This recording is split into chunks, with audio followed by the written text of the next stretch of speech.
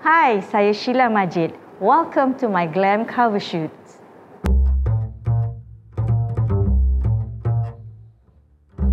Is this mine? What a surprise! Sebab suka dan minat.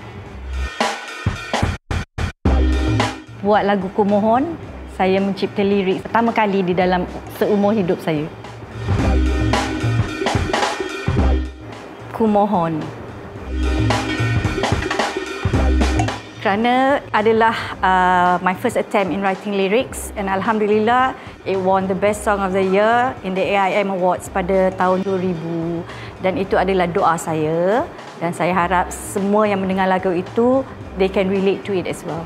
Oh Tuhan, terangkan hati dalam sanubariku untuk menempuhi segala hidup penuh cabaran ini.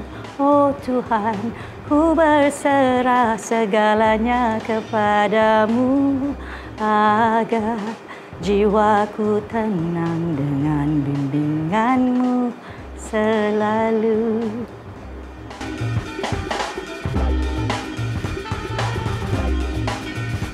Sedap, berkualiti dan mempunyai message yang orang boleh relate to. Harapan saya lah supaya pemain-pemain muzik di dalam industri ini, walau bagaimanapun, apabila kita membuat sesuatu itu, kita harus membuat sesuatu dengan berkualiti tinggi.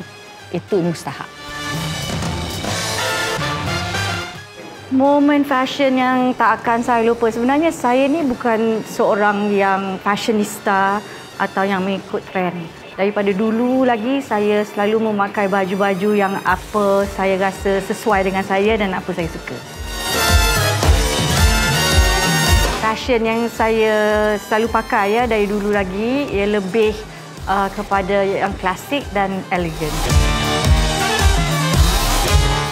Pencapaian saya yang paling bangga adalah the major release of my 4 children, and also bringing them up to how they have become today. Itu adalah satu kebanggaan saya menjadi anak-anak yang baik, yang elok. Kejayaan saya kalau di dalam kehidupan adalah kepada keluarga. Kejayaan saya di dalam kerjaya, of course, is my fans.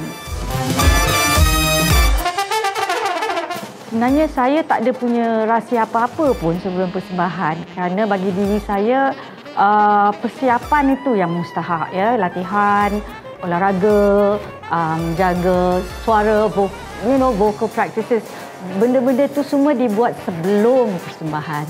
So waktu persembahan, normally I'm ready to just go on.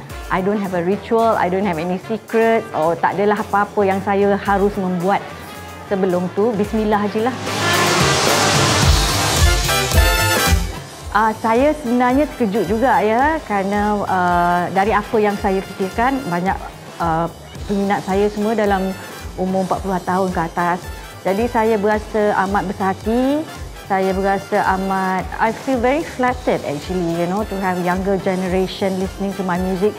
Makes me feel cool and happening still. Yeah. It's a wrap!